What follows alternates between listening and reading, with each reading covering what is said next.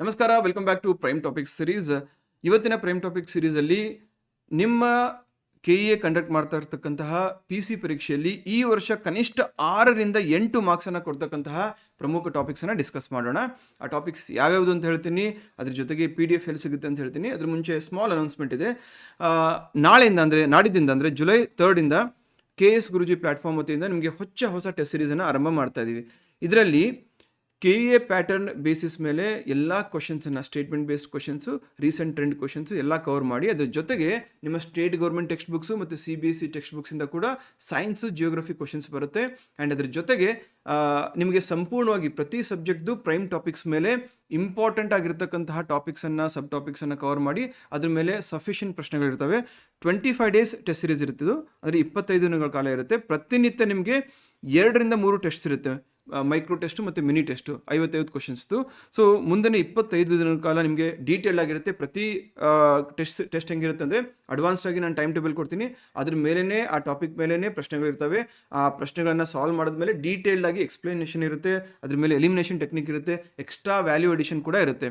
ಅಷ್ಟನ್ನು ನೀವು ನೀಟಾಗಿ ಓದಿದ್ರೆ ಸಫಿಷಿಯೆಂಟಾಗಿ PC ಎಕ್ಸಾಮ್ಗೆ ಸಂಬಂಧಿತ ಕವರ್ ಆಗ್ತಕ್ಕಂತಹ ಅಷ್ಟು ಆಯಾಮಗಳಿಂದ ಅಲ್ಲಿ ಒಂದು ಡಾಕ್ಯುಮೆಂಟನ್ನು ರೆಡಿ ಮಾಡಲಾಗಿರುತ್ತೆ. ಸೊ ಇದು ಡೀಟೇಲ್ಸನ್ನು ನಮ್ಮ ವಾಟ್ಸಪ್ ಮತ್ತು ಟೆಲಿಗ್ರಾಮ್ ಗ್ರೂಪ್ಸಲ್ಲಿ ನಾನು ಶೇರ್ ಮಾಡ್ತೀನಂತೆ. So this will be a great choice for all of you ಅಂತ ಹೇಳ್ತಾ, ಇವತ್ತಿನ 5 ಪ್ರೈಮ್ ಟಾಪಿಕ್ಸ್ ಯಾವ್ಯಾವುದು ಅಂತ ಹೇಳಿದ್ರೆ, ಕನಿಷ್ಠ 6ರಿಂದ 8 ಪ್ರಶ್ನೆಗಳು. ನೀವು ಓಲ್ಡ್ ಈ ಪೊಲೀಸ್ ಡಿಪಾರ್ಟ್ಮೆಂಟ್ ಕಂಡಕ್ಟ್ ಮಾಡಿದಾಗಲೂ ಕ್ವಶನ್ ಪೇಪರ್ ನೋಡಿ, ಮತ್ತು KEA ಕಂಡಕ್ಟ್ ಮಾಡ್ತಾ ಇರ್ತಕ್ಕಂಥ ಕ್ವಶನ್ ಪೇಪರ್ಸನ್ನು ನೋಡಿ.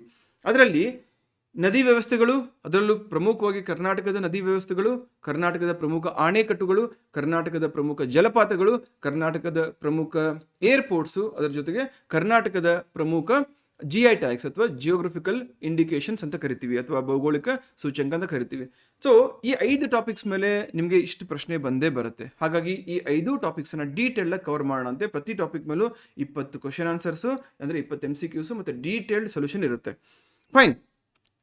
ಇದು ಯಾಕೆ ಇಂಪಾರ್ಟೆಂಟ್ ಆಗುತ್ತೆ, ಇದನ್ನು ಪ್ರೈಮ್ ಟಾಪಿಕ್ ಅಂತ ಯಾಕೆ ಕರಿತೀವಿ ಅಂತ ಹೇಳಿದ್ರೆ, ಇವಾಗಲೂ ಕೂಡ ನೀವು ಯಾವುದೇ ಒಂದು ಕ್ವಶನ್ ಪೇಪರ್ ಓಪನ್ ಮಾಡಿ ನೋಡಿ, ಇದ್ರ ಮೇಲೆ one R the other way ಪ್ರಶ್ನೆ ಇದ್ದೇ ಇರುತ್ತೆ. ಸೊ ಯಾರು ಮೊದಲನೇ ಬಾರಿ ನೋಡ್ತಾ ಇದ್ದೀರಾ, ದಯವಿಟ್ಟು ಗಮನ ಇಟ್ಟು ಕೇಳಿ. ಪ್ರೈಮ್ ಟಾಪಿಕ್ಸ್ ಅಂದರೆ ಯಾವ ಥರ ಕ್ಲಾಸಿಫೈ ಮಾಡ್ತೀವಿ ನಾವು ಅಂತ ಹೇಳಿದ್ರೆ, ಈ KEA ಮತ್ತು KPSC ಪರೀಕ್ಷೆಗಳಲ್ಲಿ ಪದೇ ಪದೇ ಆ ಟಾಪಿಕ್ಸ್ ಮೇಲೆ ಪ್ರಶ್ನೆಗಳು ಬಂದೇ ಬರ್ತವೆ. ಸೊ ಅಂತಹ ಟಾಪಿಕ್ಸನ್ನು ನಾವು ಪಕ್ಕಾ ಮಾಡಿಕೊಂಡ್ರೆ ನಿಮಗೆ 60ರಿಂದ 80 ಕ್ವಶನ್ಸ್ ಅಲ್ಲೇ ಬಂದ್ಬಿಡುತ್ತೆ. Minimum 60, maximum 80. ಸರ್ ಇಷ್ಟೇ ಸಾಕಾ? ಇದು ಬೇಕು. ಇದ್ರ ಜೊತೆಗೆ since this is a competitive examination and ಈ ವರ್ಷ ಏಜ್ ರಿಲ್ಯಾಕ್ಸೇಷನ್ ಇರೋದ್ರಿಂದ ನೀವು ಓದ್ತಾ ಇರ್ತಕ್ಕಂಥ ಒಂದು ಅಪ್ರೋಚ್ ಕೂಡ ಮ್ಯಾಟರ್ ಆಗುತ್ತೆ. ಎರಡನ್ನು ಸ್ಮಾರ್ಟ್ಲಿ ಇಂಟಿಗ್ರೇಟ್ ಮಾಡಿಕೊಂಡು ಓದಬೇಕಾಗುತ್ತೆ. ಸೊ ಈ ಪ್ರೈಮ್ ಟಾಪಿಕ್ಸನ್ನು ಪ್ರೈಮರಿಯಾಗಿ ಇಟ್ಕೊಂಡು ಇದ್ರ ಮೇಲೆ ಸಬ್ಜೆಕ್ಟ್ಸನ್ನು ಸಾಲ್ವ್ ಮಾಡಿ, ಅದ್ರ ಜೊತೆಗೆ ಎಕ್ಸ್ಟ್ರಾ ಕ್ವಶನ್ಸನ್ನು ಸಾಲ್ವ್ ಮಾಡಿದಾಗ ನಿಮಗೆ ಡೆಫಿನೆಟ್ಲಿ ವಿತ್ ಪ್ರಾಪರ್ ರಿವಿಷನ್ನು ಅಲ್ಲಿ ಅಪ್ಪರ್ ಹ್ಯಾಂಡ್ ಇದ್ದೇ ಇರುತ್ತೆ. ಓಕೆನಾ? ಸೊ ಆ್ಯಂಡ್ ಈ PDF ಬೇಕಾದರೆ ನಿಮಗೆ ಇಲ್ಲಿ ಸ್ಕ್ರೀನ್ ಮೇಲೆ ಕಾಣ್ತಾ ಇರ್ತಕ್ಕಂಥ ನಂಬರು 9036862461, 9036862461. ಇದಕ್ಕೆ ಹಾಯ್ ಅಂತ ಕಳಿಸಿ ಒಂದು ವಾಟ್ಸ್ಆ್ಯಪ್ ಕಮ್ಯುನಿಟಿ ಇದೆ, ಅದಕ್ಕೆ ಆ್ಯಡ್ ಮಾಡ್ತೀನಿ. ಅಲ್ಲಿ ನಿಮಗೆ ಕ್ಲಾಸ್ ಆದಮೇಲೆ ನೋಟ್ ಸಿಗುತ್ತೆ. ರೈಟ್. ಸೊ ಮೊದಲನೇದಾಗಿ ಕೃಷ್ಣಾ ನದಿ ಮೇಲಿದೆ. ಕೃಷ್ಣಾ ನದಿ ಜಲಾನಯನ ಪ್ರದೇಶದ ಮೇಲೆ ಪ್ರಶ್ನೆ ಇದೆ. ಅದಕ್ಕೆ ಸಂಬಂಧಪಟ್ಟಂತೆ ಈ ಕೆಳಗಿನ ಹೇಳಿಕೆಗಳನ್ನು ಪರಿಗಣಿಸಿ. ಕೃಷ್ಣಾ ನದಿಯು ಕರ್ನಾಟಕದ ಅತಿ ದೊಡ್ಡ ಜಲಾನಯನ ಪ್ರದೇಶವಾಗಿದೆ. ಇಲ್ಲಿ ಗಮನ ಇಟ್ಟು ಕೇಳಿ. ಅಫ್ಕೋರ್ಸ್ ಇಲ್ಲಿ ಈ ಒಂದು ಸ್ಟೇಟ್ಮೆಂಟು 2 ಆ್ಯಂಗಲಲ್ಲೂ ಕರೆಕ್ಟ್ ಆಗ್ತಾ ಇತ್ತು, ಇಫ್ ಇನ್ ಕೇಸ್ ಅದು ಕೃಷ್ಣಾ ನದಿ ಬಗ್ಗೆ ಇದ್ದರೆ. ಏನಪ್ಪ ಅಂತ ಹೇಳಿದ್ರೆ, ಕೃಷ್ಣಾ ನದಿಯು ಕರ್ನಾಟಕದ ಅತಿ ದೊಡ್ಡ ನದಿ ಜಲಾನಯನ ಪ್ರದೇಶ ಅಂತ ಹೇಳ್ತಾ ಇದ್ದಾರೆ. ಅಂದರೆ ರಿವರ್ ಬೆಡ್ಡು ಅಥವಾ ವಾಟರ್ ಶೆಡ್ ಅಂತ ಏನು ಕರಿತೀವಲ್ವಾ ಇಂಗ್ಲೀಷಲ್ಲಿ, ಅಥವಾ ರಿವರ್ ಬೇಸಿನ್ ಅಂತ ಕರಿತೀವಿ. ಅಂದರೆ ಈಗ for example Krishna river basin ಅಂತ ಹೇಳಿದ್ರೆ, ಅಥವಾ ಜಲಾನಯನ ಪ್ರದೇಶ ಅಂತ ಹೇಳಿದ್ರೆ, ಕೇವಲ ಕೃಷ್ಣೆ ಅಲ್ಲ, ಕೃಷ್ಣೆಯ ಇತರ ಉಪನದಿಗಳು ಅವುಗಳನ್ನು ಒಳಗೊಂಡಂತೆ ಆ ಒಂದು ರಿವರ್ ಬೇಸಿನ್ನು ಅಥವಾ ಜಲಾನಯನ ಪ್ರದೇಶ ಏನಿದೆಯಲ್ಲ ಅದನ್ನು ಇಲ್ಲಿ ಕನ್ಸಿಡರ್ ಮಾಡ್ತಾ ಇದ್ದಾರೆ. ಸೊ ಹಾಗಾಗಿ ಇಲ್ಲಿ ಅತಿ ದೊಡ್ಡ ನದಿ ಜಲಾನಯನ ಪ್ರದೇಶ ಅಂತ ಹೇಳಿದಾಗ this is obviously correct. But ನೀವು ಎಕ್ಸಾಮಲ್ಲಿ ಹುಷಾರಾಗಿರಬೇಕು. ಇಲ್ಲಿ ಕೃಷ್ಣಾ ನದಿ ಬದಲು ಕಾವೇರಿ ನದಿ ಅಂತ ಕೊಟ್ಟು ಕರ್ನಾಟಕದ ಅತಿ ದೊಡ್ಡ ಜಲಾನಯನ ಪ್ರದೇಶ ಅಂತ ಕೊಟ್ಟಾಗ ಬರೀ ನದಿ ಅಂತ ಕೇಳ್ತಾ ಇದ್ದಾರಾ ಅಥವಾ ನದಿ ಜಲಾನಯನ ಪ್ರದೇಶ ಅಂತ ಕೇಳ್ತಾ ಇದ್ದಾರಾ, ಸ್ವಲ್ಪ ಗಮನ ಇಟ್ಟು ನೋಡಬೇಕಾಗುತ್ತೆ. ಓಕೆನಾ? ಸೊ ಇಲ್ಲಿ ಸ್ಟೇಟ್ಮೆಂಟ್ 1 ಕರೆಕ್ಟು. ಸ್ಟೇಟ್ಮೆಂಟ್ 2, ಭೀಮಾ ಮತ್ತು ತುಂಗಭದ್ರಾ ಕರ್ನಾಟಕದಲ್ಲಿ ಕೃಷ್ಣಾ ನದಿಯ ಪ್ರಮುಖ ಉಪನದಿಗಳಾಗಿವೆ. ಭೀಮಾ ಮತ್ತು ತುಂಗಭದ್ರಾ ಎರಡೂ ಕೂಡ ಕರ್ನಾಟಕದಲ್ಲಿ ಈ ಕೃಷ್ಣಾ ನದಿಗೆ ಸಂಬಂಧಪಟ್ಟಂತೆ ಇರತಕ್ಕಂತಹ ಟ್ರೈಬ್ಯೂಟರೀಸು ಅಥವಾ ಉಪನದಿಗಳಲ್ವಾ. ಸೊ ಹಾಗಾಗಿ both are right. So here both statement 1 and statement 2. C, Krishna ನದಿ ಕರ್ನಾಟಕದಲ್ಲಿ ಅಥವಾ ಕರ್ನಾಟಕದ ಒಟ್ಟು ಜಿಯೋಗ್ರಫಿಕಲ್ ಏರಿಯಾ ಏನಿದೆಯಲ್ಲ ಅದರ ಒಂದು 59% ಇದು ಆವರಿಸಿದೆ ಅಂತ ಹೇಳ್ತಾರೆ. ಅಂದರೆ 1.13 ಲಕ್ಷ ಚದರ kilometre. So it covers 59% of Karnataka's area ಅಂತ ಹೇಳ್ಬೋದು. ಹೆಂಗೆ ಎಲಿಮಿನೇಟ್ ಮಾಡ್ಬೋದು? ಕಾವೇರಿ ನದಿನ ನಾವು ಕರ್ನಾಟಕದ ಜೀವನದಿ ಅಂತ ಕರಿತೀವಿ, ಯಾಕಂದರೆ ಇಲ್ಲೇ ಕರ್ನಾಟಕದಲ್ಲೇ ಹುಟ್ಟುತ್ತದೆ. ವೆರಾಸ್ ಕೃಷ್ಣಾ ನದಿ ಹಂಗಲ್ಲ, ಕೃಷ್ಣಾ ನದಿ ಹುಟ್ಟೋದಲ್ಲಿ ಮಹಾರಾಷ್ಟ್ರದಲ್ಲಿ ಹುಟ್ಟುತ್ತೆ. ಸೊ ಹಾಗಾಗಿ ಈ ಕಾವೇರಿ ನದಿಯನ್ನು ನಾವು ಇಲ್ಲಿ ಇನ್ ಕೇಸ್ ಮೆನ್ಷನ್ ಮಾಡಿದ್ರು ಕೂಡ ಸ್ಟೇಟ್ಮೆಂಟ್ 1ನಲ್ಲಿ ನಾವು ಈಸಿಲಿ ಎಲಿಮಿನೇಟ್ ಮಾಡ್ಬೋದಿತ್ತು, ರೈಟ್. ಸೊ ಕೃಷ್ಣಾ ನದಿಯಲ್ಲಿ ಹುಟ್ಟುತ್ತೆ, ಮಹಾಬಲೇಶ್ವರದಲ್ಲಿ ಅದು ಉಗಮವನ್ನು ಪಡೆಯುತ್ತೆ. ನೆಕ್ಸ್ಟ್ ಸೆಕೆಂಡ್ ಕ್ವಶನ್, ತುಂಗಭದ್ರಾ ನದಿ, ಇದಕ್ಕೆ ಸಂಬಂಧಪಟ್ಟಂತೆ ಈ ಕೆಳಗಿನ ಹೇಳಿಕೆಗಳನ್ನು ಪರಿಗಣಿಸಿ. ತುಂಗಾ ಮತ್ತು ಭದ್ರಾ ನದಿಗಳು ಶಿವಮೊಗ್ಗ ಜಿಲ್ಲೆಯ ಕೂಡ್ಲಿಯಲ್ಲಿ ಸೇರಿ ತುಂಗಭದ್ರಾ ನದಿಯಾಗುತ್ತದೆ. Tunga and Bhadra rivers merge at Kudli in Shivamogga district to form Tungabhadra. ಇದು ಗೊತ್ತಲ್ವಾ ಈ ಪಾಯಿಂಟ್ ಎಲ್ರಿಗೂ? ತುಂಗಭದ್ರಾ ನದಿ ಅನ್ನೋದು ಮೂಲತಃ ಒಂದೇ ನದಿಯಲ್ಲ, ತುಂಗಾ ಮತ್ತು ಭದ್ರಾ ಅನ್ನೋ 2 ಪ್ರಮುಖ ಉಪನದಿಗಳು ಒಟ್ಟಾಗಿ ಸೇರಿಕೊಂಡು ಇಲ್ಲಿ ತುಂಗಭದ್ರಾ ಅನ್ನೋ ಒಂದು ನದಿಯನ್ನು ಆರಂಭಿಸ್ತವೆ. ಇದು ಕೂಡ ಒಂದು ನದಿ ಉಪನದಿ. ಯಾವ ನದಿ ಉಪನದಿ ಕಮೆಂಟ್ ಮಾಡಿ. ಸೊ ಈ ತುಂಗಭದ್ರಾ ನದಿ ಏನಿದೆಯಲ್ಲ ಎಲ್ಲಿ ಶಿವಮೊಗ್ಗ ಜಿಲ್ಲೆಯಲ್ಲಿ ಇರತಕ್ಕಂತಹ ಕೂಡ್ಲಿ ಎಂಬ ಸ್ಥಳದಲ್ಲಿ ಮರ್ಜ್ ಆಗ್ತವೆ. ಸೊ ಹಾಗಾಗಿ ಅಲ್ಲಿಂದ ತುಂಗಭದ್ರಾ ನದಿ ಅಂತ ಇವು ಕರೆಸ್ಕೊಳ್ತವೆ. ಹಾಗಾಗಿ statement 1 is absolutely correct. Statement 2, Tungabhadra ನದಿಯು ಆಂಧ್ರ ಪ್ರದೇಶದಲ್ಲಿ ಗೋದಾವರಿ ನದಿಯನ್ನು ಸೇರುತ್ತದೆ. ತಪ್ಪು. ತುಂಗಭದ್ರಾ ಗೋದಾವರಿಗೆ ಸಂಬಂಧ ಇಲ್ಲ ಅಂತ ನಿಮ್ಗೆ ಗೊತ್ತಿದ್ರೆ ಆಬ್ವಿಯಸ್ಲಿ ಸ್ಟೇಟ್ಮೆಂಟನ್ನು ಎಲಿಮಿನೇಟ್ ಮಾಡ್ಬೋದು. ಯಾಕೆ ಹೇಳಿ? ತುಂಗಭದ್ರಾ ಇಸ್ ಅ ಟ್ರೈಬ್ಯೂಟರಿ ಆಫ್ ಕೃಷ್ಣೆಯ ಉಪನದಿ ಆಗುತ್ತೆ. ಹಾಗಾಗಿ ಸ್ಟೇಟ್ಮೆಂಟ್ 2 ನೀವು ಎಲಿಮಿನೇಟ್ ಮಾಡಿದ್ರೆ ಆನ್ಸರ್ ಬಂದ್ಬಿಟ್ಟು 1 ಓನ್ಲಿ ಆಗುತ್ತೆ. ಎಲ್ಲಿದೆ ಆನ್ಸರ್? A 1 only. ಕರೆಕ್ಟಾ? ಎಸ್. ನೆಕ್ಸ್ಟ್, ತುಂಗಭದ್ರಾ ನದಿಯ ದಡದಲ್ಲಿರ್ತಕ್ಕಂತಹ ಪ್ರಮುಖ ನಗರ ಅಥವಾ ಒಂದು ಯುನೆಸ್ಕೋ ಸೈಟ್ ಯಾವುದಪ್ಪ ಅಂತ ಹೇಳಿದ್ರೆ ವಿಜಯನಗರ ಸಾಮ್ರಾಜ್ಯದ ರಾಜಧಾನಿ ಆಗಿದ್ದಂತಹ ಹಂಪಿ ತುಂಗಭದ್ರಾ ನದಿಯ ದಡದಲ್ಲಿದೆ. ಓಕೆನಾ? ನೆಕ್ಸ್ಟ್, ಪಶ್ಚಿಮಕ್ಕೆ ಹರಿತಾ ಇರತಕ್ಕಂತಹ ನದಿಗಳನ್ನು ನೀವು ಗಮನದಲ್ಲಿಟ್ಟುಕೊಂಡು ಈ ಒಂದು ಪ್ರಶ್ನೆನ ಸಾಲ್ವ್ ಮಾಡಿ. ಈ ಕೆಳಗಿನವುಗಳಲ್ಲಿ ಯಾವುದು ಕರ್ನಾಟಕದಲ್ಲಿ ಪಶ್ಚಿಮಕ್ಕೆ ಹರಿಯುವ ನದಿಗಳ ಸರಿಯಾದ ಗುಂಪಾಗಿದೆ? ನೋಟ್ಸು ಯಾಕೆ ಈ ಥರ ಕೊಡ್ತಾ ಇದ್ದೀನಿ ಅಂತ ಹೇಳಿದ್ರೆ ನಾಳೆ ಪ್ರಿಂಟ್ಔಟ್ ತೆಗೆದ್ರೆ ನಿಮಗೆ ಓದಲಿಕ್ಕೆ ಈಸಿ ಆಗಿರಬೇಕು ಅಂತೇಳಿ. Okay, which of the following is the correct group of west flowing rivers in Karnataka? A ಗುಂಪಿದೆ, ಬಿ ಗುಂಪಿದೆ, ಸಿ ಗುಂಪಿದೆ ಮತ್ತು ಡಿ ಗುಂಪಿದೆ. ಒಂದೊಂದನ್ನೇ ಎಲಿಮಿನೇಟ್ ಮಾಡ್ಕೊಂಡು ಹೋಗಿ. ಮೊದಲನೇದಾಗಿ ಈ ಶರಾವತಿ, ನೇತ್ರಾವತಿ, ಹೇಮಾವತಿ ಈ 3 ನದಿಗಳಿದ್ದಾವೆ. ಇದರಲ್ಲಿ ಈ ಗುಂಪನ್ನು ನೋಡ್ತಾ ಇದ್ದಂಗೆ ಹೇಮಾವತಿ ಇದು ದಕ್ಷಿಣಕ್ಕೆ ಹರಿಯುವಂತಹ ನದಿ ಅಲ್ಲ, ಅಥವಾ it is not a west flowing river ಅಂತ ನಿಮಗೆ ಈಸಿಲಿ ಅನ್ಸಿರ್ಬೇಕು. ಯಾಕೆ ಹೇಳಿ? ಯಾಕಂದರೆ ಹೇಮಾವತಿ ಅನ್ನೋದು ಯಾವ ನದಿಯ ಉಪನದಿ? ಕಾವೇರಿ ನದಿಯ ಉಪನದಿ. ಹೌದಾ? ಕಾವೇರಿ ನದಿಯ ಉಪನದಿ. ಹಾಗಾಗಿ ಎ ಹೋಯಿತು. ಬಿ ನೋಡಿ, ಕಾಳಿ, ಅಘನಾಶಿನಿ, ವಾರಾಹಿ ಇದು ಸರಿಯಾಗಿರ್ಬೋದು. But let us explore the other 2 options. C, Netravati, Kabini, Kumaradhara. Kabini ಕಾವೇರಿಯ ಉಪನದಿ. ಸಿನೂ ಎಲಿಮಿನೇಟ್ ಮಾಡಿದ್ರಿ.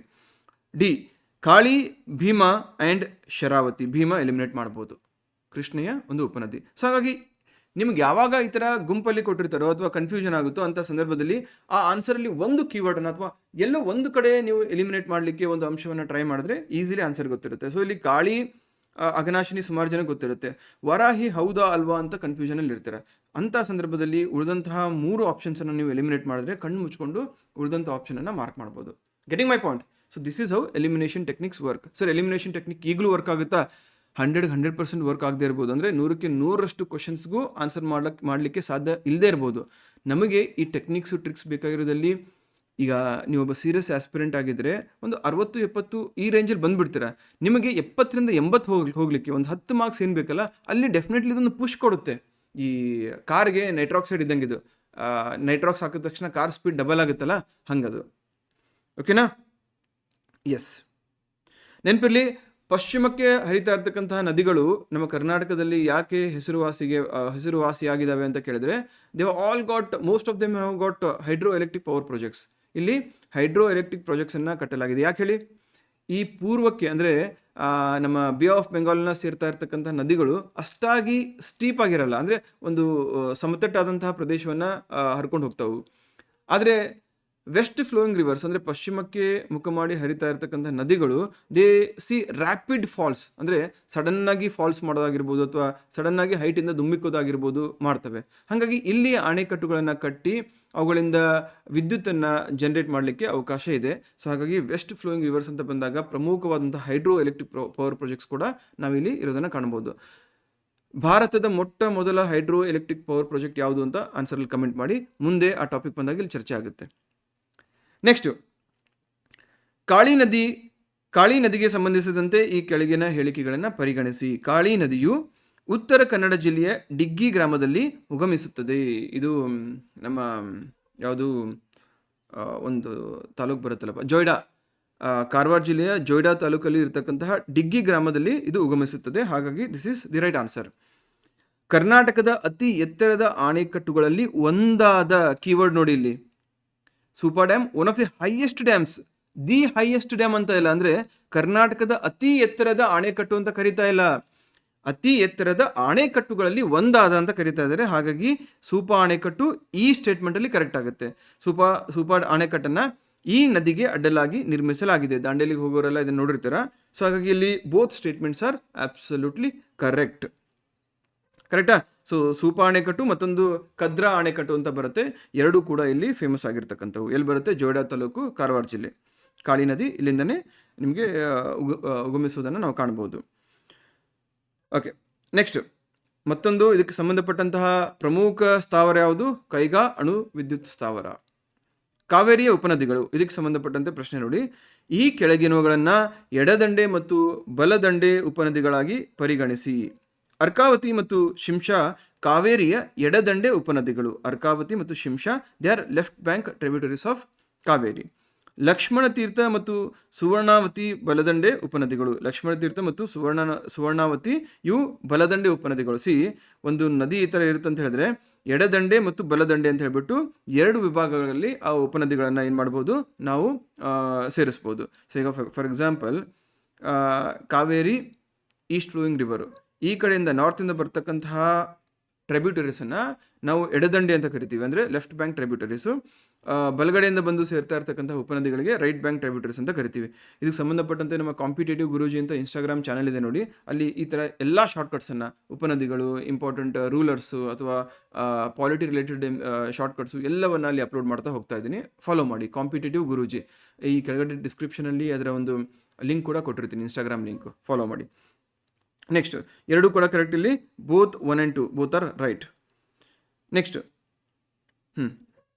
ಮಹದಾಯಿ ಅಥವಾ ಮಾಂಡೋವಿ ನದಿ, ಇದಕ್ಕೆ ಸಂಬಂಧಪಟ್ಟಂತೆ ಈ ಕೆಳಗಿನ ಹೇಳಿಕೆಗಳನ್ನು ಪರಿಗಣಿಸಿ. ಇದ್ರ ಮೇಲೆ ಪ್ರಶ್ನೆ ಬಂದೇ ಬರುತ್ತೆ. ನನ್ನ ಪ್ರಕಾರ ಈ ವರ್ಷ PC ಎಕ್ಸಾಮಲ್ಲಿ ಮಹದಾಯಿ ಮತ್ತು ಕಾವೇರಿ ನದಿ ಎರಡರ ಮೇಲೂ ಸಹ ಪ್ರಶ್ನೆ ಬರುತ್ತೆ. ಯಾಕಂದರೆ ಯಾವಾಗ ಅಲ್ಲಿ ದಳಪತಿ ವಿಜಯ್ CM ಆಗಿ ಅಧಿಕಾರ ವಹಿಸ್ಕೊಂಡ್ರು, ಆವಾಗಿನಿಂದ ಈ ಕಾವೇರಿ ಡಿಸ್ಪ್ಯೂಟು, ಆಮೇಲೆ ಅಲ್ಲಿ ರಿಲೇಟೆಡ್ ಅಣೆಕಟ್ಟುಗಳು ಏನಿದಾವಲ್ಲ ಅದೆಲ್ಲದ್ರ ಮೇಲೆ, ಮೇಕೆದಾಟು ಆಗಿರ್ಬೋದು, ಬೇರೆ ಅಣೆಕಟ್ಟುಗಳಾಗಿರ್ಬೋದು, ಅದ್ರ ಮೇಲೆ ಪದೇ ಪದೇ ಏನು ಕಾಂಟ್ರವರ್ಸಿಸ್ ಬರ್ತಾ ಇದೆ. ಹಾಗಾಗಿ ಇದ್ರ ಮೇಲೆ ಪ್ರಶ್ನೆಗಳನ್ನು ಕೇಳ್ಬೋದು. ಮಹದಾಯಿ ನದಿಯು ಬೆಳಗಾವಿ ಜಿಲ್ಲೆಯ ಭೀಮ್ಗಢ್ ವನ್ಯಜೀವಿ ಅಭಯಾರಣ್ಯದಲ್ಲಿ ಉಗಮಿಸುತ್ತದೆ. ಕರೆಕ್ಟ್. ಕಳಸಾ ಬಂಡೂರು ನಾಲಾ ಯೋಜನೆ ಮಹದಾಯಿಯ ನೀರನ್ನು ಮಲಪ್ರಭಾ ನದಿಗೆ ತಿರುಗಿಸುವ ಗುರಿಯನ್ನು ಹೊಂದಿದೆ. ಯಾಕಂದರೆ ಇಲ್ಲಿ ಸುಮಾರಷ್ಟು ನೀರು ಯಾವುದು ಈ ಮಹದಾಯಿ ನದಿದು ಗೋವಾಕ್ಕೆ ಹರ್ಕೊಂಡು ಹೋಗುತ್ತೆ, ಅಲ್ಲಿಂದ ತುಂಬ ನೀರು ವೇಸ್ಟ್ ಆಗ್ತಾ ಇದೆ. ಹಾಗಾಗಿ ಕರ್ನಾಟಕ ಏನು ಯೋಜನೆ ಮಾಡ್ತಾ ಇದೆ, ಈ ನದಿಯ ನೀರನ್ನು ನಮ್ಮ ಕರ್ನಾಟಕದ ಇತರೆ ಜಿಲ್ಲೆಗಳಿಗೆ ಹರಿಸ್ತಕ್ಕಂತಹ ಒಂದು ಉದ್ದೇಶವನ್ನು ಹೊಂದಿದೆ. ಯಾವ ಜಿಲ್ಲೆಗಳು ಅಂತ ಇಲ್ಲಿದೆ ಕೊಟ್ಟಿದೆ. ಸೊ ಇದರಿಂದ ಪ್ರಾಬ್ಲಮ್ ಏನಾಗ್ತಾಯಿದೆ ಗೊತ್ತಾ, ಗೋವಾಕ್ಕೆ ಇರ್ತಕ್ಕಂತಹ ಏಕೈಕ ಪ್ರಮುಖ ನದಿ ಅಂದರೆ ಈ ಮಹದಾಯಿ ನದಿ. ಈ ಪ್ರಮುಖ ನದಿಯ ನೀರನ್ನು ನಾವೇನಾದರೂ ಡೈವರ್ಟ್ ಮಾಡಿಕೊಂಡು ಕರ್ನಾಟಕದಲ್ಲಿ ಯೂಸ್ ಮಾಡಲಿಕ್ಕೆ ಶುರು ಮಾಡಿದ್ರೆ ಇವ್ರಿಗೆ ಅಫೆಕ್ಟ್ ಆಗ್ಬೋದು, ಅಥವಾ ಅವ್ರಿಗೆ ಅಲ್ಲಿ ಬರಗಾಲ ಬೀಳ್ಬೋದು ಅಂತ ಅವರೊಂದು ಕನ್ಸರ್ನ್ ಇದೆ. ಸೊ ಹಾಗಾಗಿ ಆ ನಿಟ್ಟಿನಲ್ಲಿ ಇಲ್ಲಿ ಅವರು ಬೇಡ ಅಂತ ಹೇಳ್ತಾ ಇದ್ದಾರೆ. Okay, both 1 and 2 they are correct. ನೆನಪಿರಲಿ, ಈ ವಿವಾದವನ್ನು ಬಗೆಹರಿಸಲಿಕ್ಕೆ ಮಹದಾಯಿ ಜಲ ವಿವಾದ ನ್ಯಾಯಾಧಿಕರಣವನ್ನು ಕೂಡ ಸ್ಥಾಪನೆ ಮಾಡಲಾಗಿದೆ. ಇದು ಕರ್ನಾಟಕ, ಗೋವಾ ಮತ್ತು ಮಹಾರಾಷ್ಟ್ರ ರಾಜ್ಯಗಳ ನಡುವಿನ ನೀರು ಹಂಚಿಕೆ ಕುರಿತಂತ ಒಂದು ನ್ಯಾಯಾಧಿಕರಣ ಆಗಿರುತ್ತೆ. ನೆಕ್ಸ್ಟ್, ಅಘನಾಶಿನಿ ನದಿಯು ಯಾವುದೇ ಅಣೆಕಟ್ಟುಗಳನ್ನು ಹೊಂದಿಲ್ಲ ಮತ್ತು ಇದು ಮುಕ್ತವಾಗಿ ಹರಿಯುವ ನದಿಯಾಗಿದೆ. ಅಂದರೆ free flowing river without any sort of dams. This is rare phenomenon, but ಇದು ನಿಜ. ಸೆಕೆಂಡ್ ಸ್ಟೇಟ್ಮೆಂಟು, ಈ ನದಿಯು ಪ್ರಸಿದ್ಧವಾದಂತಹ ಉಂಚಳ್ಳಿ ಜಲಪಾತವನ್ನು ಕೂಡ ಸೃಷ್ಟಿಸುತ್ತದೆ. ಹಾಗಾಗಿ second statement is also right. ನೆನಪಿರಲಿ, ಯಾವುದೇ ಒಂದು ನದಿ ಆದರೂ ಕೂಡ ಅದು ಎಸ್ಪೆಷಲಿ ವೆಸ್ಟ್ ಫ್ಲೋಯಿಂಗ್ ನದಿ ಅಂತ ಬಂದಾಗ ಅಲ್ಲಿ ಅಣೆಕಟ್ಟುಗಳು ಇದ್ದೇ ಇರುತ್ತೆ. ಆದರೆ ಈ ಅಘನಾಶಿನಿ ನದಿಗೆ ಯಾವುದೇ ರೀತಿಯಾದಂತಹ ಅಣೆಕಟ್ಟು ಇಲ್ಲ. ಹಾಗಾಗಿ ಇಲ್ಲಿ ಸ್ಟೇಟ್ಮೆಂಟ್ 1 ಮತ್ತು 2 ಎರಡೂ ಕೂಡ ಸರಿಯಾದಂತಹ ಒಂದು ಆನ್ಸರು. ಉತ್ತರ ಕನ್ನಡ ಜಿಲ್ಲೆಯ ಅಘನಾಶಿನಿ ನದಿಗೆ ಯಾವುದೇ ರೀತಿಯಾದಂತಹ ಕಟ್ಟುಗಳು ಇಲ್ಲ. ನೆನಪಿರಲಿ, ಇದಕ್ಕೆ ಲುಷಿಂಗ್ಟನ್ ಜಲಪಾತ ಅಂತ ಕೂಡ ಕರೀತಾರೆ. ಯಾವುದಕ್ಕೆ?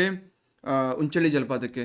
ಯಾಕಪ್ಪ ಅಂತ ಹೇಳಿದ್ರೆ, ಬ್ರಿಟಿಷ್ ಆಫೀಸರ್ ಲುಷಿಂಗ್ಟನ್ ಅನ್ನೋರು 1845ರಲ್ಲಿ ಇದನ್ನು ಕಂಡುಹಿಡಿತಾರೆ. ಸರ್, ಅದಕ್ಕಿಂತ ಮುಂಚೆ ಇರಲೇ ಅಲ್ವಾ? ಇತ್ತು, ನಮ್ಮ ಇಂಡಿಯನ್ಸ್ ಹೋಗಿದ್ರು, ಆದರೂ ಹೊರಗಿಂದ ಬಂದು ಒಂದು ಮುದ್ರೆ ಹೊಡಿಬೇಕಲ್ಲ, ಸ್ಟ್ಯಾಂಪ್, ಒಳ್ಳೆ ಜಲಪಾತ ಅಂತ ಹೇಳ್ಬಿಟ್ಟು.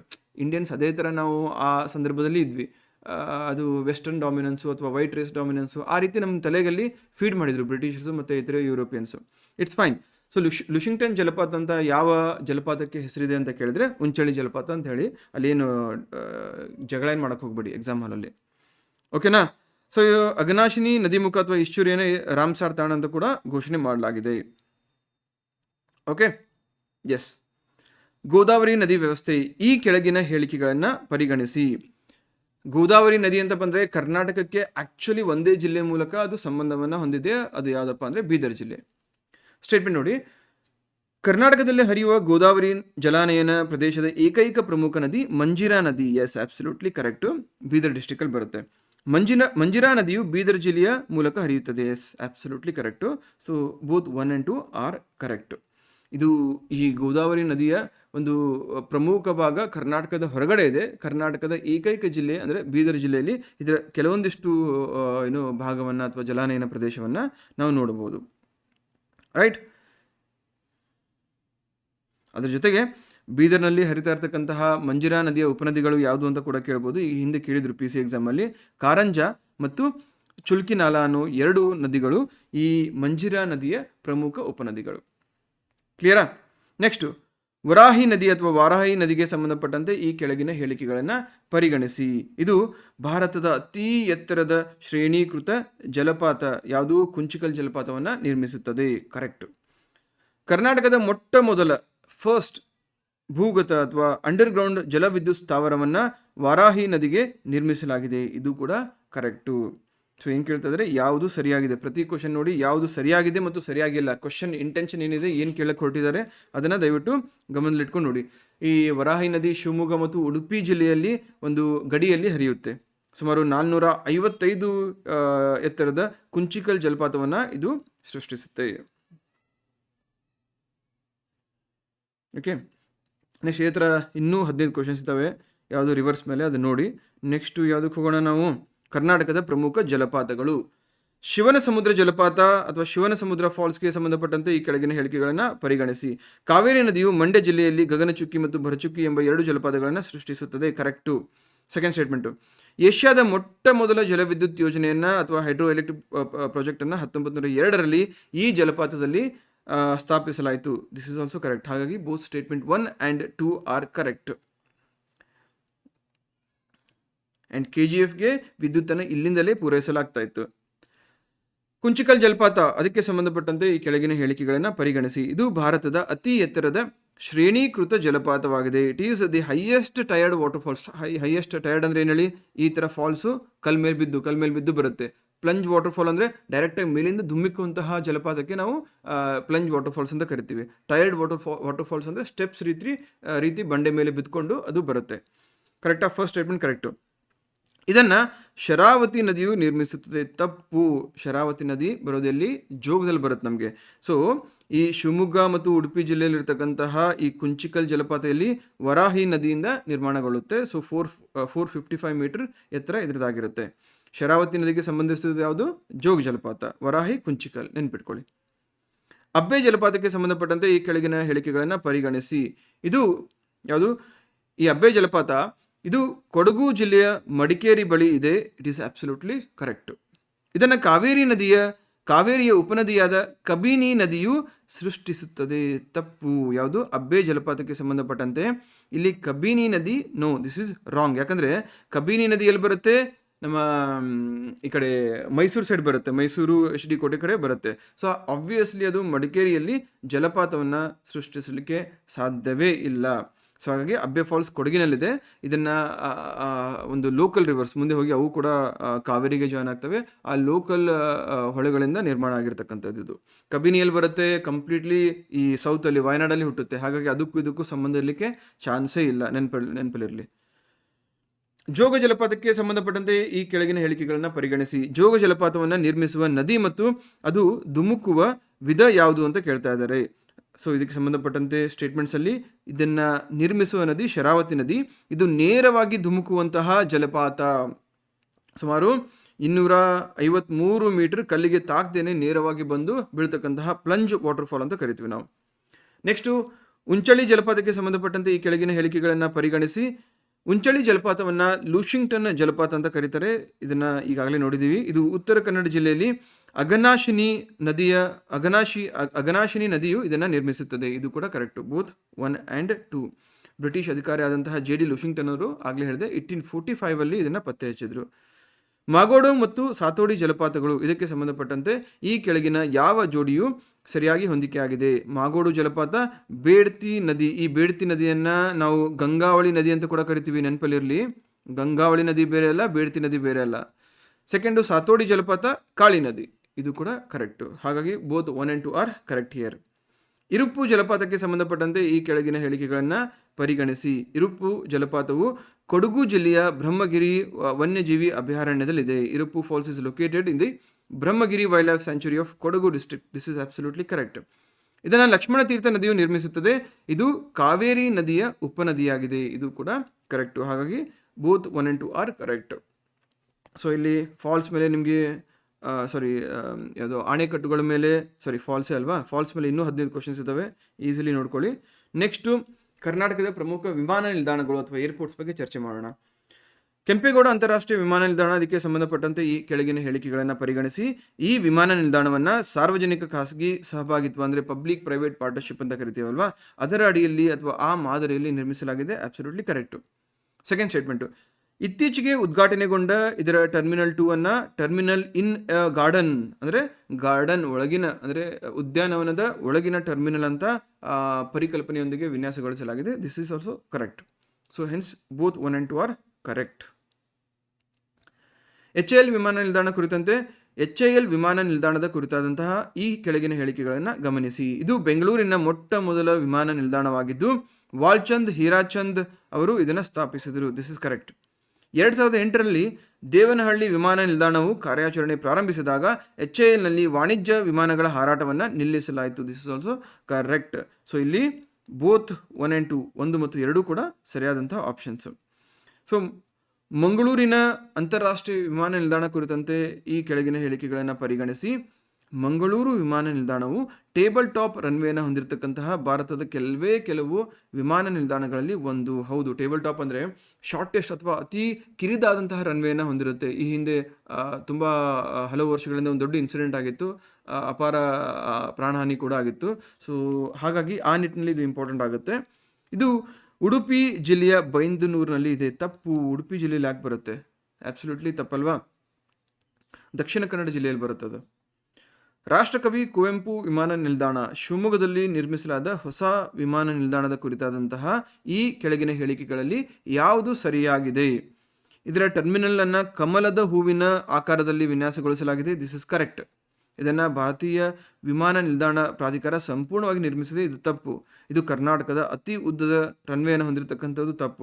ಇದನ್ನು ಕರಾವಳಿ ಪ್ರದೇಶದ ಪ್ರವಾಸೋದ್ಯಮಕ್ಕಾಗಿ ನಿರ್ಮಿಸಲಾಗಿದೆ. ತಪ್ಪು. Statement is right. ಇದನ್ನು ನಿರ್ಮಿಸಿದ್ದಾರು KSI IDC ಅವರು ನಿರ್ಮಾಣ ಮಾಡಿದ್ದಾರೆ, ಸ್ಟೇಟ್ ಗೌರ್ಮೆಂಟು. ವಿಮಾನ ನಿಲ್ದಾಣಗಳ ಹೆಸರನ್ನು ಸರಿಯಾಗಿ ಹೊಂದಾಣಿಕೆ ಮಾಡಿ. ಹುಬ್ಬಳ್ಳಿ ವಿಮಾನ ನಿಲ್ದಾಣ ತಪ್ಪು. ಮಂಡಕಳ್ಳಿ ಇದು ಮೈಸೂರು ವಿಮಾನ ನಿಲ್ದಾಣ, ಸೊ 1 ಹೋಗುತ್ತೆ. ಬೆಳಗಾವಿ ವಿಮಾನ ನಿಲ್ದಾಣ Sambra, this is correct. Mysuru ವಿಮಾನ ನಿಲ್ದಾಣ ಸೋಗಾನೆ ತಪ್ಪು. ಸೊ ಹಾಗಾಗಿ ಸರಿಯಾಗಿ ಹೊಂದಿಕೆ ಆಗಿದ್ದಲ್ಲಿ 2 ಓನ್ಲಿ. ನೆಕ್ಸ್ಟು ಜಗಜ್ಯೋತಿ ಬಸವೇಶ್ವರ ವಿಮಾನ ನಿಲ್ದಾಣ. ಕರ್ನಾಟಕ ಸರ್ಕಾರವು ಇತ್ತೀಚೆಗೆ ನಿರ್ಮಿಸುತ್ತಿರುವ ಜಗಜ್ಯೋತಿ ಬಸವೇಶ್ವರ ವಿಮಾನ ನಿಲ್ದಾಣ ಯಾವ ಜಿಲ್ಲೆಯಲ್ಲಿದೆ? ವಿಜಯಪುರ ಜಿಲ್ಲೆಯಲ್ಲಿದೆ. ಇದನ್ನು ಗ್ರೀನ್ ಫೀಲ್ಡ್ ಏರ್ಪೋರ್ಟ್ ಅಂತ ನಾವು ಕರಿತೀವಿ. ನೆಕ್ಸ್ಟ್ ಇದೇ ರೀತಿ ಇನ್ನೂ 15 ಕ್ವಶನ್ಸ್ ಇದ್ದಾವೆ ಏರ್ಪೋರ್ಟ್ಗೆ ಸಂಬಂಧಪಟ್ಟಂತೆ. ಕಂಪ್ಲೀಟ್ ನಿಮಗೆ ಇಲ್ಲಿ ಏರ್ಪೋರ್ಟ್ಸ್ ಕವರ್ ಆಗುತ್ತೆ. ನೆಕ್ಸ್ಟು GI ಟ್ಯಾಗ್ಸ್ ಮೇಲೆ. ಕರ್ನಾಟಕದ ಪ್ರಮುಖ ಭೌಗೋಳಿಕ ಸೂಚಕಗಳು ಅಥವಾ GI ಟ್ಯಾಗ್ಸ್. ಕರ್ನಾಟಕದ ಮೊದಲ GI ಟ್ಯಾಗ್ ಯಾವುದು? ಅದಕ್ಕೆ ಸಂಬಂಧಪಟ್ಟಂತೆ ಈ ಕೆಳಗಿನ ಹೇಳಿಕೆಗಳನ್ನು ಪರಿಗಣಿಸಿ. ಕರ್ನಾಟಕದಿಂದ ಭೌಗೋಳಿಕ ಸೂಚಕ ಅಥವಾ GI ಟ್ಯಾಗ್ ಪಡೆದಂತಹ ಮೊಟ್ಟ ಮೊದಲ ಉತ್ಪನ್ನ Mysuru silk. This is correct. Second, Mysuru silk ಕೃಷಿ ಉತ್ಪನ್ನ ವಿಭಾಗದ ಅಡಿಯಲ್ಲಿ GI ಟ್ಯಾಗ್ ಅನ್ನು ಪಡೆದಿದೆ. ತಪ್ಪು. Mysuru silk is not agricultural product. So ಹಾಗಾಗಿ ಇಲ್ಲಿ ಸ್ಟೇಟ್ಮೆಂಟ್ 1 ಮಾತ್ರ ಸರಿಯಾದಂತಹದ್ದು. 2005ರಲ್ಲಿ ಮೈಸೂರು ಸಿಲ್ಕನ್ನು ಕರ್ನಾಟಕದ ಮೊಟ್ಟ ಮೊದಲ GI ಟ್ಯಾಗ್ ಅಂತ ಹೇಳಿಬಿಟ್ಟು ಡಿಕ್ಲೇರ್ ಮಾಡಲಾಗುತ್ತೆ. ಇದು ರೇಷ್ಮೆ ಬಟ್ಟೆ, ಇದು ಅಂದರೆ ಕರಕುಶಲ ಅಥವಾ ಹ್ಯಾಂಡಿಕ್ರಾಫ್ಟು, ಟೆಕ್ಸ್ಟೈಲು, ಈ ಕೆಟಗರಿಯಲ್ಲಿ ಇದನ್ನು ಕೊಡಲಾಗಿರುತ್ತೆ. ಟೆಕ್ಸ್ಟೈಲಲ್ಲಿ ಇದು ಬರಲ್ಲ. ಸೊ ಸ್ಟ್ರೇಟ್ ಅವೇ ಸೆಕೆಂಡ್ ಸ್ಟೇಟ್ಮೆಂಟನ್ನು ಎಲಿಮಿನೇಟ್ ಮಾಡಬಹುದು. ನೆಕ್ಸ್ಟು ಚನ್ನಪಟ್ಟಣದ ಬೊಂಬೆಗಳು. ಇದು ಕೂಡ ಒಂದು GI ಟ್ಯಾಗ್ ಹೊಂದಿರತಕ್ಕಂತಹ ಪ್ರಾಡಕ್ಟು. ಈ ಚನ್ನಪಟ್ಟಣದ ಬೊಂಬೆಗಳ ಕುರಿತಂತೆ ಯಾವ ಹೇಳಿಕೆ ತಪ್ಪಾಗಿದೆ, ಇನ್ಕರೆಕ್ಟ್ ಅಂತ ಕೇಳ್ತಾ ಇದ್ದಾರೆ. ಗಮನ ಇಟ್ಟು ನೋಡಿ.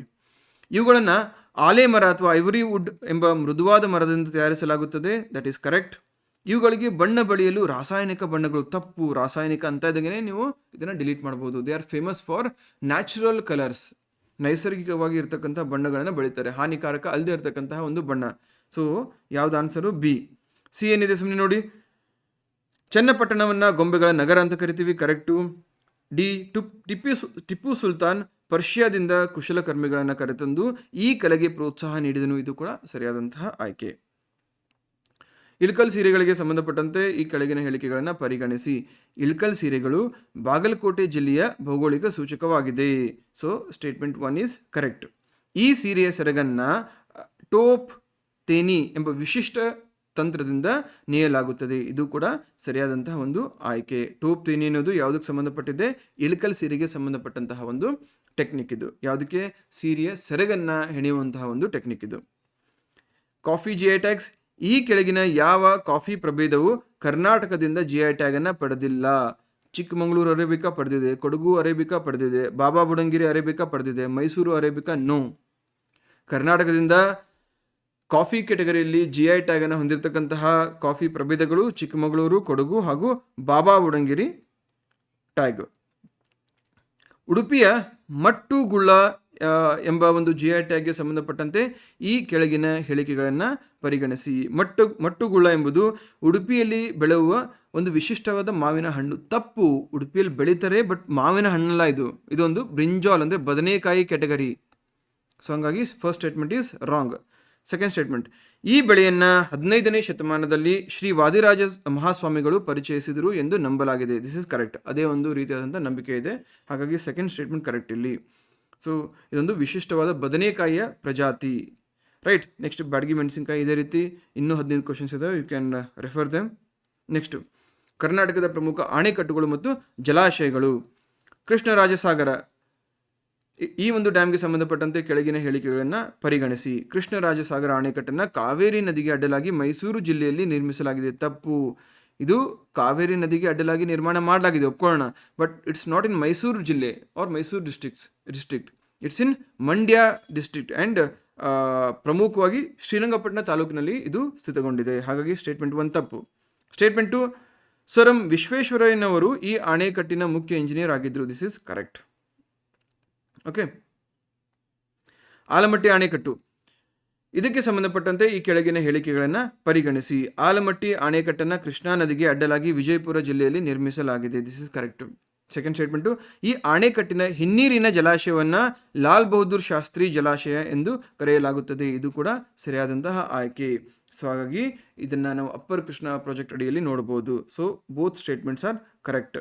ಇದನ್ನು ಹೊರತುಪಡಿಸಿ ಇದು ನಾರಾಯಣಪುರ ಡ್ಯಾಮಲ್ಲಿ ಇನ್ನೊಂದು ಪ್ರಮುಖವಾದಂತಹ ಅಣೆಕಟ್ಟಿದೆ. ಇದು ಲೋವರ್ ರೈಪೇರಿಯನ್ ಅಣೆಕಟ್ಟು ಅಂತ ಕರಿಬೋದು ನಾವು. ನೆಕ್ಸ್ಟು ತುಂಗಭದ್ರಾ ಅಣೆಕಟ್ಟು. ತುಂಗಭದ್ರಾ ಅಣೆಕಟ್ಟಿನ ಕುರಿತಂತೆ ಈ ಕೆಳಗಿನ ಯಾವ ಹೇಳಿಕೆ ತಪ್ಪಾಗಿದೆ, ರಾಂಗ್ ಅಂತ ಕೇಳ್ತಾ ಇದ್ದಾರೆ. ಫಸ್ಟ್ ಸ್ಟೇಟ್ಮೆಂಟ್ ನೋಡಿ, ಇದು ಹೊಸಪೇಟೆ ಬಳಿ ಇದೆ. ಕರೆಕ್ಟು. ಇದರ ಜಲಾಶಯವನ್ನು ಪಂಪಾಸಾಗರ್ ಜಲಾಶಯ ಎಂದು ಕರೆಯಲಾಗುತ್ತದೆ. ಕರೆಕ್ಟು. ಇದು ಕರ್ನಾಟಕ ಮತ್ತು ಆಂಧ್ರ ಪ್ರದೇಶದ ಜಂಟಿ ಯೋಜನೆ ಆಗಿದೆ, ಇದು ಕೂಡ ಕರೆಕ್ಟು. ಈ ಅಣೆಕಟ್ಟನ್ನು ಸಂಪೂರ್ಣವಾಗಿ ಕಾಂಕ್ರೀಟ್ನಿಂದ ನಿರ್ಮಿಸಲಾಗಿದೆ, ತಪ್ಪು. ಇದನ್ನು ಮಣ್ಣು ಮತ್ತು ಕಲ್ಲುಗಳಿಂದ ನಿರ್ಮಾಣ ಮಾಡಲಾಗಿದೆ. ಸೊ ಹಾಗಾಗಿ ಈ ಸ್ಟೇಟ್ಮೆಂಟು ಇಲ್ಲಿ ತಪ್ಪಾಗುತ್ತೆ. ಯಾವುದು ಸರಿಯಾಗಿ ಹೊಂದಾಣಿಕೆ ಆಗಿಲ್ಲ ಅಂತ ಹೇಳ್ಬಿಟ್ಟು ನೆಕ್ಸ್ಟ್ ಕ್ವಶನ್. ಜಲಾಶಯಗಳು ಮತ್ತು ಅವುಗಳನ್ನು ನಿರ್ಮಾಣ ಮಾಡಿದಂತಹ ನದಿಗಳು. ಸೊ ಫಸ್ಟ್ ಯಾವುದು? ರೇಣುಕಾ ಸಾಗರ್, ಮಲಪ್ರಭಾ ನದಿ, ಕರೆಕ್ಟು. ರಾಜಾ ಲಕ್ಕಂಗೌಡ ಜಲಾಶಯ, ಘಟಪ್ರಭಾ ನದಿ, ಇದು ಕೂಡ ಕರೆಕ್ಟು. ವಾಣಿ ವಿಲಾಸ್ ಸಾಗರ್, ವರಾಹಿ ನದಿ, ಇದು ತಪ್ಪಾಗುತ್ತೆ. ಯಾಕಂದರೆ ಈ ವಾಣಿ ವಿಲಾಸ್ ಸಾಗರ್ ಅನ್ನೋದು ಇದು ವರಾಹಿ ನದಿಗೆ ಸಂಬಂಧಪಟ್ಟಿದ್ದಲ್ಲ, ವೇದಾವತಿಗೆ ನದಿಗೆ ಸಂಬಂಧಪಟ್ಟಿದ್ದು. Vani Vilas Sagar dam is built across Vedavati ಅಥವಾ ವೇದಾವತಿ ನದಿ. ಬಸವಸಾಗರ ಡ್ಯಾಮ್, ಕೃಷ್ಣಾ ನದಿ, ಇದು ಕೂಡ ಸರಿಯಾದಂತಹ ಒಂದು ಆಯ್ಕೆ. ಸೊ ಇದೇ ರೀತಿ ನಿಮಗೆ ಅಣೆಕಟ್ಟುಗಳ ಮೇಲೆ ಇಲ್ಲಿ ಕ್ವಶನ್ಸ್ ಇದ್ದಾವೆ, 20 ಕ್ವಶನ್ಸು ಸಫಿಷಿಯೆಂಟ್ ಆಗಿದ್ದಾವೆ, ಮಾಡ್ಕೊಳ್ಳಿ. ಸೊ ಈ 52 ಪೇಜಸ್ ಡಾಕ್ಯುಮೆಂಟಿಂದ ನಿಮಗೆ ಐ ಕ್ಯಾನ್ ಪ್ರಾಮಿಸ್ ಕನಿಷ್ಠ 5 ಕ್ವಶನ್ಸ್, ಗರಿಷ್ಠ 8 ಕ್ವಶನ್ಸ್ ಬರುತ್ತೆ. ಹಾಗಾಗಿ this is an important topic, ಮರಿಬೇಡಿ. ಆ್ಯಂಡ್ ನಾನು ಹೇಳಿದಾಗೆ ಟೆಸ್ಟ್ ಸಿರೀಸ್ ಬಗ್ಗೆ ಡೀಟೇಲ್ಸನ್ನು ಇವತ್ತು ನೈಟು ನಿಮಗೆ ವಾಟ್ಸಪ್ ಮತ್ತು ಟೆಲಿಗ್ರಾಮ್ ಗ್ರೂಪ್ಸಲ್ಲಿ ಅನೌನ್ಸ್ ಮಾಡ್ತೀನಿ. ಕಂಪ್ಲೀಟ್ಲಿ ಎಕ್ಸಾಮ್ ಓರಿಯೆಂಟೆಡ್ ಆಗಿರುತ್ತೆ, ಡೀಟೇಲ್ಡ್ ಆನ್ಸರ್ಸ್ ಇರ್ತವೆ, ಎಲಿಮಿನೇಷನ್ ಟೆಕ್ನಿಕ್ ಇರುತ್ತೆ, state government text books, CBSE text books, old KEA pattern ಕ್ವಶನ್ಸನ್ನು, ಪ್ರೈಮ್ ಟಾಪಿಕ್ಸ್ ಮೇಲೆ, ಆಮೇಲೆ ಸಬ್ಜೆಕ್ಟು ಸಬ್ ಟಾಪಿಕ್ ವೈಸ್ ಎಲ್ಲ ಕೂಡ ವಿತ್ ಶೆಡ್ಯೂಲನ್ನು ನಾನು ಅನೌನ್ಸ್ ಮಾಡ್ತೀನಿ. ಹೆಚ್ಚಿನ ಮಾಹಿತಿಗಾಗಿ ಏನಾದರೂ ಡೌಟ್ಸ್ ಇದ್ದರೆ ಕಮೆಂಟ್ ಮಾಡಿ. C in the next video. Take care, have a great day.